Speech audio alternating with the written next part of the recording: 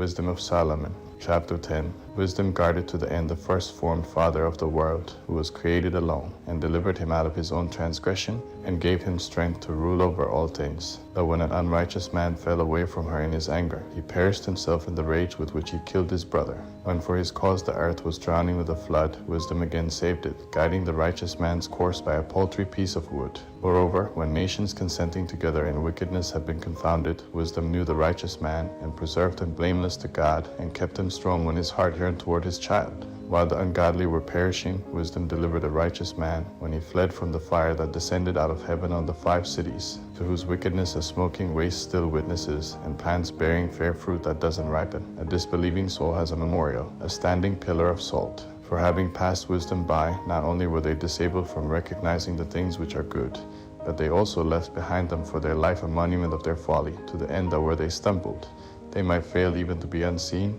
but wisdom delivered those who waited on her out of troubles. When a righteous man was a fugitive from a brother's wrath, wisdom guided him in straight paths. She showed him God's kingdom and gave him knowledge of holy things. She prospered him in his toils and multiplied the fruits of his labor. When in their covetousness men dealt harshly with him, she stood by him and made him rich. She guarded him from enemies, and she kept him safe from those who lay in wait. Over his severe conflict, she watched as judge, that he might know that godliness is more powerful than every one.